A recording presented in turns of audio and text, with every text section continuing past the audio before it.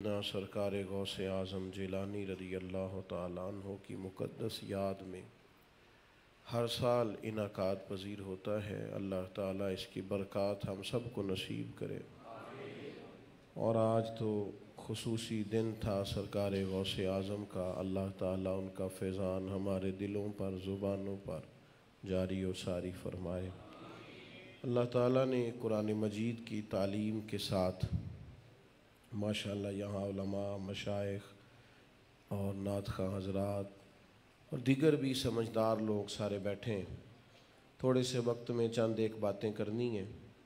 اللہ تعالیٰ نے تعلیم قرآن کے ساتھ نبی پاک علیہ الصلاۃ والسلام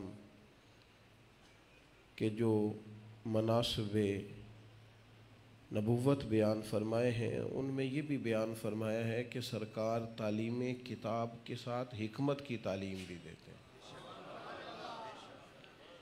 قرآن بذات خود بہت بڑی حکمت کی کتاب ہے، لیکن فرمایا وَيُعَلِّمُكُمُ الْكِتَابَ وَالْحِكْمَةَ، میرے نبی کریم علیہ السلام تمہیں کتاب بھی سکھائیں گے اور حکمت بھی سکھائیں گے۔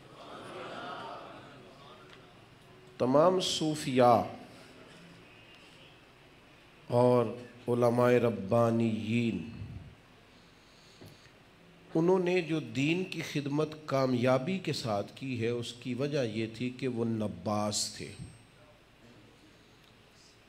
قوم کی نبض کو سمجھتے تھے اور دانائی کے ساتھ انہوں نے لوگوں کو تعلیم دی۔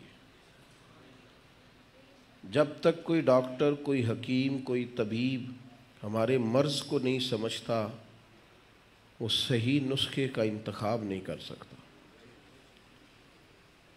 حضرت غوث اعظم رضی اللہ تعالیٰ عنہ کا جو زمانہ تھا، اس میں فلسفہ بڑا عام ہو رہا تھا، لمبی چوڑی بحثیں، مختلف قسم کے خیالات کے لوگ اور مختلف ہیلوں بہانوں سے طویل ابحاث میں الجھنا۔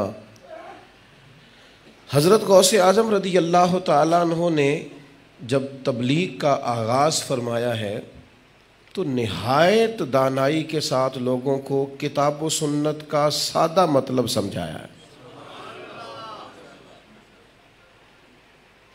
کچھ لوگوں کو بلا وجہ بننے سنورنے کا شوق ہوتا ہے، کچھ بھی نہیں ہوتے بیچارے الا ماشاءاللہ، لیکن وہ مفت کے پیچ و تاب میں الجھے رہتے۔ کچھ لوگ ایسے ہوتے ہیں جو نہایت سادگی کے ساتھ، انتہائی وفاداری کے ساتھ اپنی خدمات سر انجام دے کر گزر بھی جاتے ہیں۔ حضرت غوث اعظم رضی اللہ تعالیٰ عنہ تقریر فرمایا کرتے تھے، خطاب کرتے تھے، گفتگو فرماتے تھے۔ آج کل لوگ اپنی جہالت چھپانے کے لیے کہہ دیتے ہیں تقریریں کرنا تو خالی مولویوں کا کام ہے۔ حضرت غوث پاک کا انداز تبلیغ، یعنی آپ کا جو سب سے زیادہ جس چیز میں جو چیز آپ کی معروف ہوئی وہ آپ کی تقریر تھی۔ چھوٹی سی مسجد میں خطاب شروع کیا، پھر جامع مسجد میں گئے، پھر عیدگاہ میں ممبر رکھا، پھر شہر کے سب سے بڑے مجمع کے اندر ممبر لگ گیا، اور پھر حال یہ تھا کہ 70 ہزار لوگ انتظار کر رہے ہوتے تھے کہ محبوب سبحانی کب بات ارشاد فرمائے، اور نہایت دانائی کے ساتھ گفتگو فرماتے۔ وہ جو فرمایا گیا نا کہ کلم الناس علی قدر عقولہم، لوگوں سے جب گفتگو کی جائے تو ان کی عقلوں کے مطابق کی جائے، اپنی علمیت نہ جھاڑی جائے۔ آپ یہ دیکھیں کہ سامنے والا کس معیار کا آدمی ہے، آپ اس کے مطابق ہم اپنے بچوں کی جو تربیت کرتے ہیں تو ہم اپنے تجربات کی روشنی میں کرنے لگ جاتے ہیں۔ بھئی آپ کا تجربہ تو وہ ہے جب لوگ بھینسیں پالتے تھے، اور اب تجربہ یہ ہے کہ بچوں نے موبائل جیب میں رکھا ہوا ہے اور پوری دنیا سے وہ وابستہ ہیں۔ تو آپ ضرور اپنے تجربات کی بات کریں، پر نئے دور کا تقاضا بھی تو سمجھیں، اس آدمی کی مجبوری بھی تو سمجھیں۔ وہ جس ادارے میں جاتا ہے، جہاں جا کے بیٹھتا ہے، جن لوگوں کے بیچ وہ وقت گزارتا ہے، جس طرح کے سوال اس کے ذہن پر اٹھتے ہیں، اسے اس طرح کے جوابات چاہیے۔ اور پھر بات ایک ہی ہوتی ہے، اس کو اگر سلیقے سے ذرا کر لیا جائے نا، اسی بات کو ذرا سلیقے سے آپ چھوٹا بچہ ہوتا ہے بالکل 2-3 سال کا، اس کو کوئی نہیں پتا غصہ کس کو کہتے ہیں اور مسکراہٹ کس کو کہتے ہیں، اس کی طرف آپ گھور کے دیکھ لیں وہ رونے لگ جاتا ہے، اور آپ اس کی طرف دیکھ کے مسکرائیں وہ بھی مسکرانے لگ جاتا ہے۔ تو لہجے کا اثر تو 3 سال کا بچہ بھی قبول کرتا ہے، تو آپ 18 سال کے بیٹے پر لہجے کا اثر کیا سمجھتے ہیں؟ نہیں ہوتا۔ حکمت، دانائی، تدبر۔ عارف رومی رحمۃ اللہ علیہ فرماتے ہیں کہ ایک شخص نے، ایک بادشاہ نے خواب دیکھ لیا، اس نے خواب میں دیکھا کہ میرے سارے دانت ٹوٹ گئے۔ تو ایک معبر کو بلایا، تعبیر کرنے والے کو، اس نے کہا یار وہ میں نے خواب دیکھی ہے، میرے سارے دانت ٹوٹ گئے۔ تو اس نے تعبیر بتائی، کہنے لگا آپ کے سارے رشتہ دار، بال بچے سب آپ کی زندگی میں فوت ہو جائیں گے۔ اس نے تلوار منگائی اور تعبیر بتانے والا بھی قتل کرا دیا۔ اس نے کہا سارے مر جائیں گے، میں نے جی کے کیا کرنا ہے؟ یہ کیسی خبر دے رہا ہے؟ بچوں کے جنازے اٹھاؤں گا؟ بادشاہ لوگ تھے، اللہ تعالیٰ معاف کرے، اس نے معاذ اللہ اتنا بڑا جرم کیا، بندہ مار ڈالا۔ شیخ فرماتے ہیں ایک اور بلایا تعبیر کرنے والا، اس سے کہا آپ تعبیر بتائیے۔ تو اس نے کہا تعبیر یہ ہے، بادشاہ آپ کو مبارک ہو، اللہ تعالیٰ اپنے خاندان میں سب سے لمبی عمر آپ کو عطا فرمائے گا۔ بادشاہ نے نا انعام منگوایا اور اس شخص کو انعام سے نوازا۔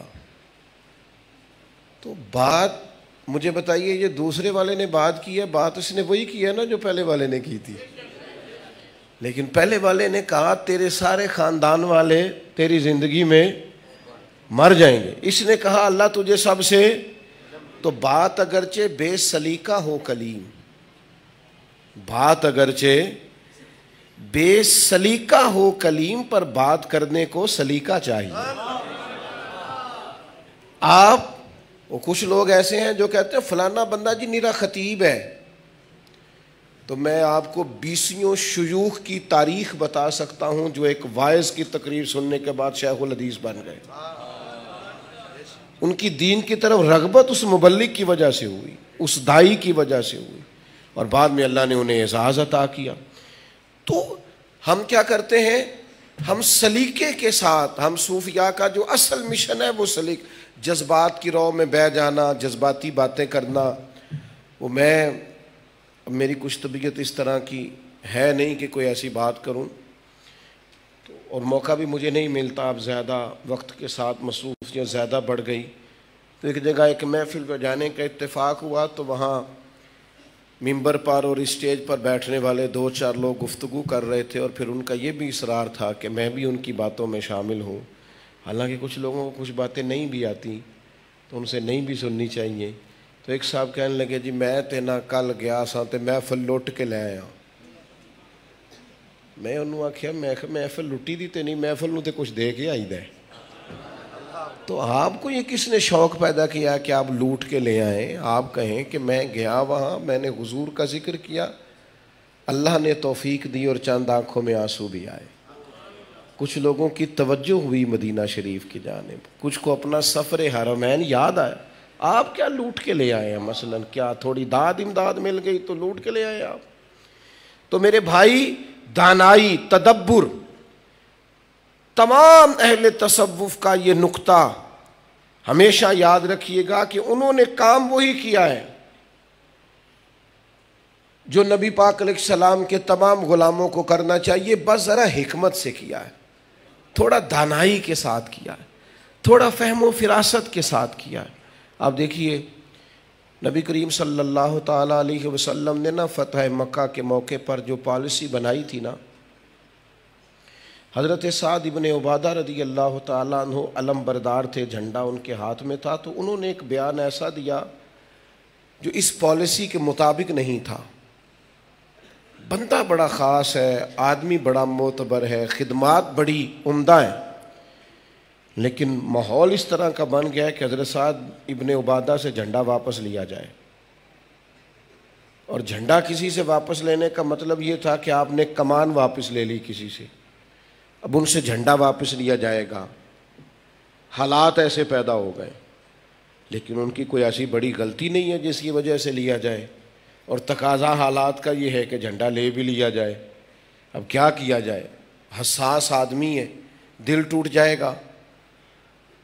تو نبی کریم صلی اللہ تعالیٰ علیہ وسلم کی خدمت میں عرض کیا گیا، یا رسول اللہ اب کیا کرنا ہے؟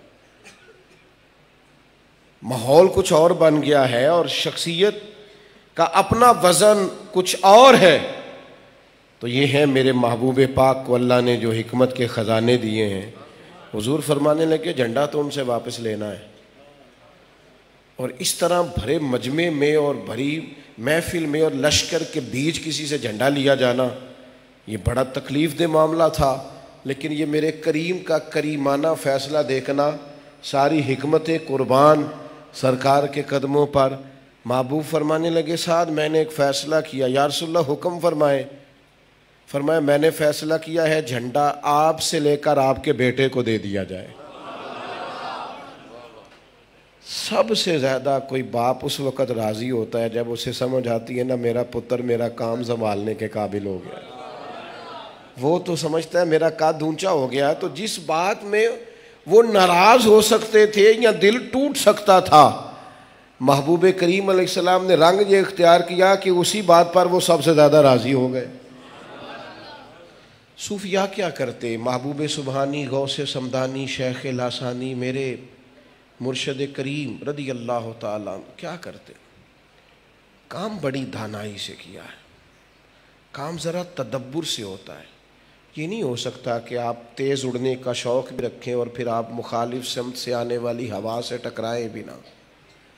ساری باتوں، سارے تانوں، اور یاد رکھیے گا صوفیاء کو ان کے دور میں بھی سارے تنقید، سارے تعریف کرنے والے نہیں ملتے۔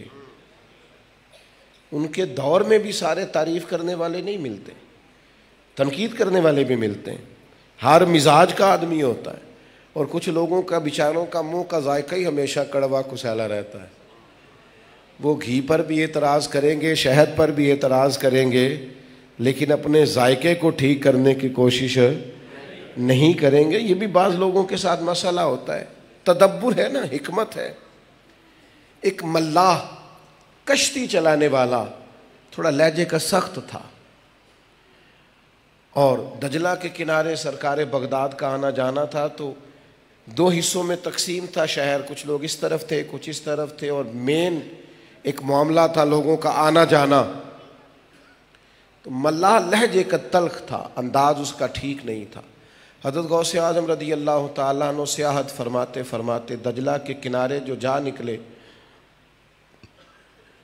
تو ایک شخص کو کھڑے دیکھا، وہ رو رہا ہے۔ تو فرمایا آپ کیوں روتے ہیں؟ تو اس نے کہا حضور یہ ملاح فلاں بن فلاں ہے، ہمارا محلے دار ہے، میں بھی جانتا ہوں، آپ بھی جانتے ہیں، میں غریب آدمی ہوں، مجھے دریا کے اس پار جانا تھا، کشتی میں جو بیٹھا ہوں تو اس نے اتار دیا ہے، صرف اس وجہ سے کہ میرے پاس نقد پیسے نہیں تھے۔ میں نے اس سے کہا ہے کہ یار دوبارہ دے دوں گا، لیکن اس نے سب لوگوں کے بیچ میں اتار بھی دیا ہے اور توہین بھی کی ہے۔ اس نے کہا مفت خوروں کے لیے کشتی نہیں بنائی، نیچے اترو، پیسے ہوں گے کرائے کے تو سفر کرنا۔ اب یہ کہ حضور غوث پاک نے یہ نہیں فرمایا کہ تمہیں تعویذ دیتے ہیں آئندہ سے مسئلہ حل ہو جائے گا، یہ نہیں فرمایا دعا کریں گے جمعرات کو صبح 9 بجے آ جانا، یہ نہیں فرمایا حضرت نے کہ وہ یہ لوگ ہوتے ہی ایسے ہیں تم چھوڑو، ایسے لوگوں کے منہ لگنے کی کیا ضرورت تھی، کوئی ایسا جملہ نہیں۔ رب کے بندوں کا تدبر اپنا ہوتا ہے۔ آپ فرمانے لگے تم یہیں رکو، میں آیا، گھر تشریف لے گئے، 100 دینار لائے۔ اتنی دیر میں وہ ملاح سواریاں دوسری جانب اتار کر اس جانب واپس لوٹ چکا تھا۔ وہ جیسے ہی نیچے اترا، حضرت محبوب سبحانی نے اسے بلایا، اس غریب آدمی کو بھی پاس کھڑا کیا، اور 100 دینار اس ملاح کے ہاتھ میں تھما کے فرمانے لگے یہ 100 دینار رکھ لو، آج کے بعد جب ختم ہو گئے تو میں اور دے دوں گا، 100 رکھو، ختم ہونے پر اور لے لینا، لیکن فرمایا آج کے بعد اگر کوئی غریب کشتی پہ بیٹھا توہین کر کے نیچے نہ اتارنا، اسے عبد القادر کے کرائے پر سفر کرا دینا، نیچے نہیں اتارنا، لوگوں میرے کرائے پر سفر کرا دیا کرنا۔ اس شخص کو تسلی ہو گئی جو شکایت کر رہا تھا، لیکن چند ہی منٹ گزرے تو وہ ملاح جس کو لوگ کہتے تھے کہ پتھر کا لہجہ رکھتا ہے اور کانٹوں کا مزاج رکھتا ہے اور ہر وقت کڑوی اور کسیلی باتیں کرتا ہے، تھوڑی ہی دیر گزری تو اس کی آنکھوں میں آنسو چمک رہے تھے۔ کہنے لگا بغداد کے مرشد ایک دفعہ معاف کر دے، آج کے بعد شکایت کا موقع نہیں آئے گا۔ آپ تدبر کے ساتھ کام کریں گے، آپ دانائی دیکھیں گے۔ اپنے ہی بچوں کے بارے میں ہمارا انداز ٹھیک نہیں ہوتا، بچے سے غلطی ہو گئی ہے، بچہ جو ہے۔ اچھا پھر عجیب بات یہ ہے کہ آپ کی عمر ہے 50 سال اور بچے کی عمر ہے 18 سال، اور آپ کا تقاضا یہ ہے وہ آپ کے حساب سے کام کرنا شروع کر دیں۔ آپ اس کی عمر کا تقاضا دیکھیں، جب آپ کی عمر کو پہنچے گا نا۔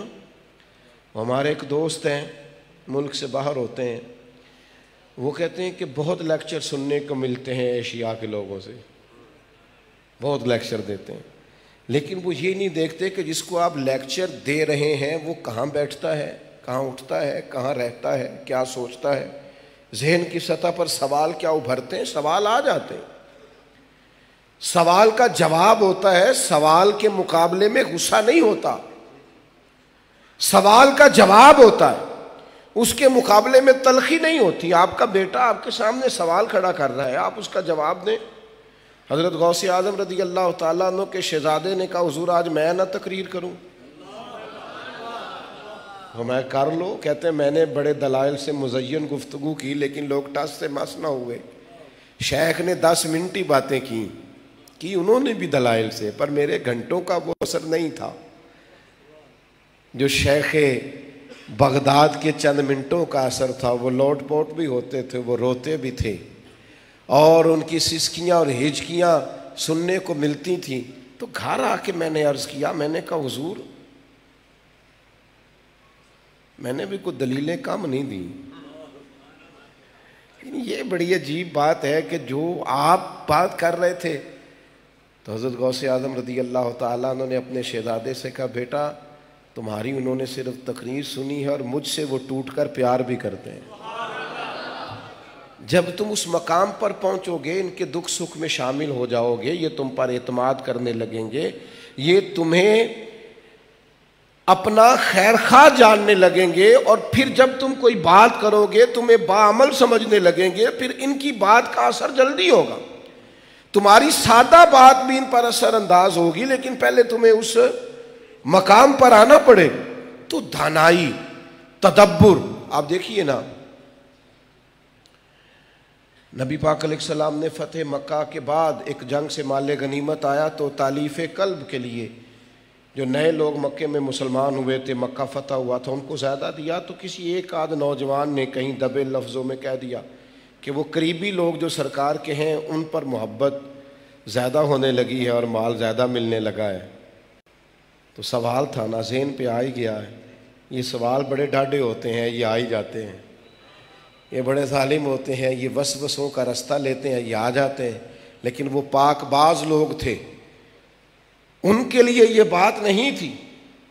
انہوں نے کہا کہ وہ قریبی لوگ ہیں تو اس طرف نوازشات کا انداز ذرا بڑھ گیا ہے، تو محبوب کریم علیہ السلام نے فرمایا تمام انصار مدینہ کو میرے خیمے میں لاؤ۔ سب جمع ہوئے تو کریم فرمانے لگے کہ اللہ نے تمہیں میری وجہ سے ہدایت نہیں دی؟ کیا کرم نوازی نہیں ہوئی؟ انہوں نے کہا یا رسول اللہ رب رسول کا بڑا احسان ہے۔ تو کریم فرمانے لگے اچھا تم یہ کہہ سکتے ہو، آپ میری بات پر توجہ کیجئے گا۔ حضور فرمانے لگے تم کہہ سکتے ہو یا رسول اللہ مکے والوں نے تو آپ کو ستایا تھا، ہم نے جگہ پیش کی، سینہ کشادہ کیا۔ تو وہ رونے لگے، کہا نہیں حضور ہم کون ہوتے ہیں، آپ کا یہ احسان ہے سارا۔ فرمایا تم کہو کہ ہماری تلواروں سے تو ابھی لہو ٹپک رہا ہے، جو انہوں نے بدر اور احد میں بازار گرم کیے ہیں جنگ کے، تم کہہ سکتے ہو کہ یا رسول اللہ آپ ہی کا احسان ہے۔ پورے خیمے پہ نظر جو میرے کریم نے دوڑائی تو آہیں ہیں، سسکیاں ہیں، آنسو ہیں، ہر ایک اپنے دل کو تھامے بیٹھا ہے، رو رہے ہیں۔ یا رسول اللہ ایک آدھ نوجوان نے بات کی، حضور مہربانی فرمائیں۔ ایک جملہ سرکار نے آخر میں کہا، ایک جملہ، وہ سوال پیدا ہوا تھا کہ قریبیوں پر نظر کرم زیادہ ہونے لگی ہے. ایک جملہ حضور نے صرف کہا, اتنی دانائی اتنی حکمت کہ سارا رنگ ہی بدل گیا. حضور فرمانے لگے, میرے بھولے بھالے انصار مدینہ, کیا تم یہ پسند نہیں کرتے کہ مکے والے اپنے گھر جائیں تو اونٹ اور بھیڑ بکریاں لے کے جائیں, اور مدینے والے جب مدینے جائیں تو اللہ کا رسول ساتھ لے کے جائیں؟ اب تو حالت ہی کچھ اور تھی, اب تو روح وجد کر رہی تھی, اب تو گویا ان کا دل کر رہا تھا جو ہمارے پاس ہے وہ بھی کوئی لے جائے. کیا تم پسند نہیں کرتے بٹھا کے اپنے محبوب کو اپنے پہلو میں جو لوگ کچھ نہیں کرتے وہ بھی کمال کرتے ہیں؟ کیا تم پسند نہیں کرتے کہ تم اللہ کا رسول ساتھ لے جاؤ؟ تو وہ ذہنوں پر ایک سوال تو ابھرا تھا, پر میرے کریم کی یہ دانائی ہے اور حکمت ہے کہ حضور نے یوں اس سوال کا جواب دیا ہے کہ روح تک وجد کرنے لگ گئی. تھوڑے سے نا سیانے ہو جائیں, تھوڑے سے جی تھوڑے سے نہیں, کچھ دا نہیں بنتا پیا پروگرام, صرف تھوڑے سے. کہندے ابا جی ڈاڈے نے, میں کہا جے تے نال سیانے بھی نے نا, جے تے نال تے پھر تے ڈاڑ پونا قبول ہے, تے جے نیرے ڈاڈے نے پھر مشکل ہے گل. اگر تو تھوڑے بہت ساتھ دیکھیں نا, حکیم کہتا تھا گولی کڑوی ہے تھوڑا گڑ ڈال کے کھا لینا. تو اگر تو وہ کڑوے ہیں پر ساتھ گڑ کا مشورہ دیتے ہیں تو پھر تو چلو بات بنتی ہے. لیکن یہ کہ اگر نیرے کڑوے ہیں تو پھر ذرا معاملہ مشکل ہو جائے گا. استاد سخت ہے, پڑھاتا بھی ہے. اگر تو پڑھاتا ہے تو سختی قابل قبول ہے, لیکن اگر نیرا سخت ہے نا, اسباق پر توجہ کوئی نہیں, تو پھر اس کی سختی قابل قبول ہے. شیخ سخت ہے, متقی بھی ہے, پرہیزگار بھی ہے, تیری تربیت کا پورا خیال بھی رکھتا ہے,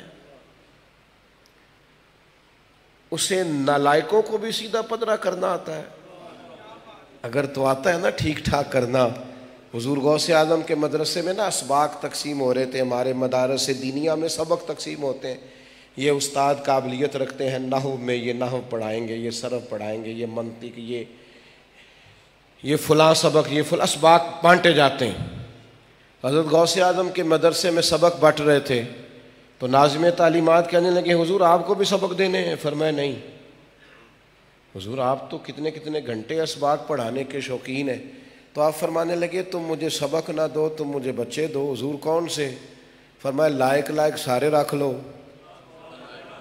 نلائق سارے مجھے دے دو. جتنے نلائق ہیں نا نلائقوں کو میں پڑھاؤں گا, مجھے کہہ لینے دو یار, مجھے کہہ لینے دو, میرا دل کرتا ہے میں کہہ دوں.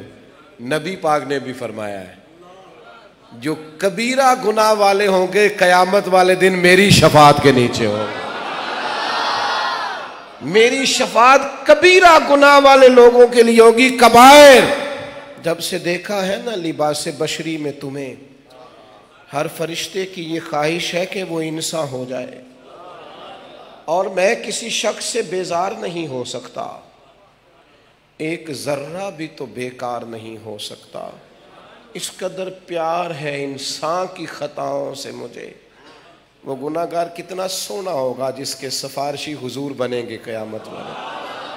کتنا سونا ہوگا جس کا بازو پکڑ کے حضور, اور حضور ہمارے وکیل نہیں ہیں, شفیع ہیں. وکیل کہتا ہے اس نے کچھ بھی نہیں کیا اسے چھوڑ دیں, جج سے کہتا ہے اس نے کچھ بھی نہیں کیا چھوڑ دیں, اور شفیع کہتا ہے ان نے سارا کچھ ہی کیتا جی تسی میرا منہ ویکھو. حضور شفیع ہے. میں کسی شخص سے بیزار نہیں ہو سکتا کیونکہ ایک ذرہ بھی تو بیکار نہیں ہو سکتا. اس قدر پیار ہے انسان کی خطاؤں سے مجھے کہ فرشتہ میرا معیار نہیں ہو سکتا. یہ جو وہ جو خیر والا خطا کار ہے نا جو توبہ کرتا ہے, اس قدر پیار ہے انسان کی خطاؤں سے. تو بھائی تھوڑی دانائی سے اپنے وقت کو لے کے چلے. میرے غوث پاک نے حکمتوں سے, ایک گویہ تھا, الٹے سیدھے شعر اور کفریہ کلمات اور یہ وہ, تو کرتا جہالت کی بنیاد پر تھا، حالات کچھ اور ہی تھے، تو غوث اعظم منع کرتے. تو ہمارے زمانے میں جسے منع کرے نا وہ مخالفت کرتا ہے. تو وہ کہتا جی وہ میرا رش بڑا ہے، لوگ سننے بڑے آتے ہیں، میرے گلے میں جادو بڑا ہے، تو یہ دیکھو جی مولوی صاحب، شیخ صاحب، مرشد مجھے روکتے ہیں. تو پھر گلا سدا نہیں رہتا. تو وہ بڑھاپا آیا تو لفظ کانپنے لگے، اور جو آواز کے سر تال کے قائل تھے انہیں کہیں اور سے وہ ذائقہ ملنے لگا. تو اب حال خراب ہو گیا.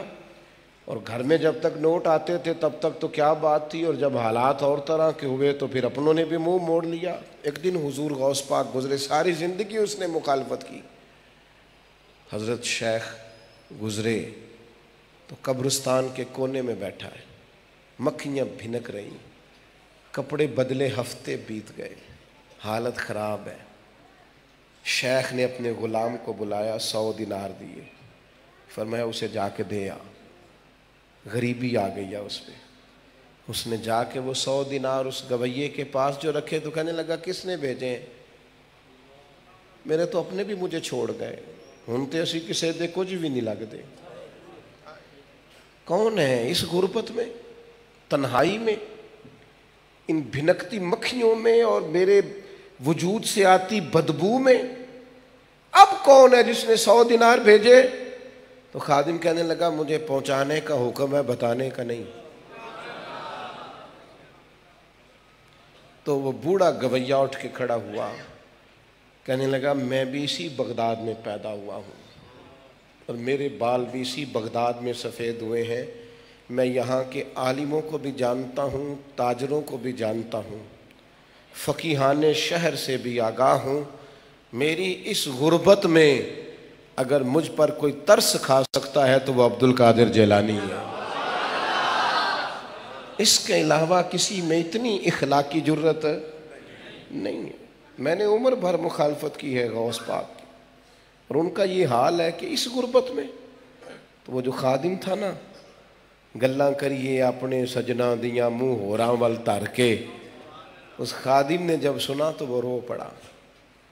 تو اس کا رونا تصدیق تھا.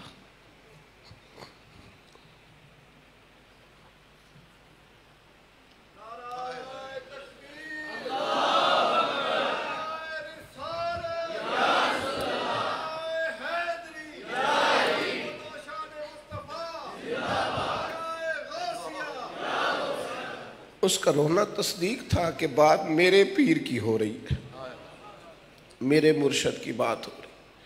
تو غوث اعظم سبق پڑھا رہے تھے تو وہ گویا آگے کھڑا ہو گیا اور کہنے لگا میں نے عمر بھر آپ کی مخالفت کی ہے، آج سمجھ آئی ہے.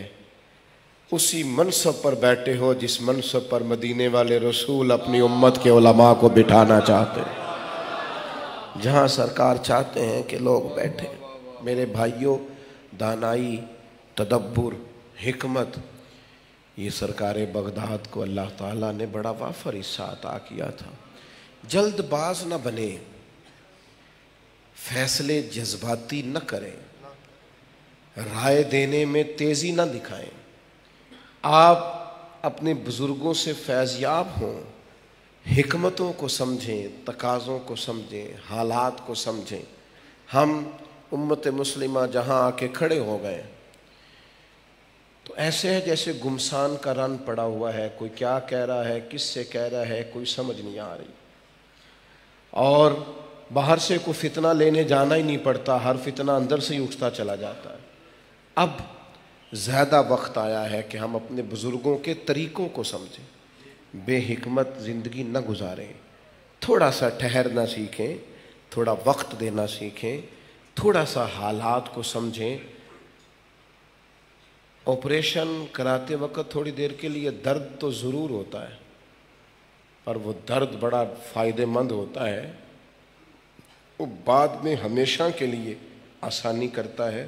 وہ ہو تو جاتا ہے، جو واہ ویلا کرتا ہے اس کا بھی ہو جاتا ہے، اور جو چپکے سے درد سہ لیتا ہے اس کا بھی ہو ہی جاتا ہے. اس واہ ویلے کو چھوڑ دیں، شور کو چھوڑ دیں، شدت کو چھوڑ دیں، اور اپنی زندگی سے شکووں کو چھوڑ دیں. میرے حضور قبلہ عالم रहमतुल्लाह अलैह फरमाया करते थे, ज़िंदगी में तुम्हें कभी भी नाकामी हो ना, तो सबसे पहले ये देखना कि तुम्हारी अपनी गलती कहाँ कहाँ है, तुम कहाँ कहाँ भूले हो, सुस्त हुए हो, गाफिल हुए हो, कहाँ कहाँ तुमने कमज़ोरी दिखाई।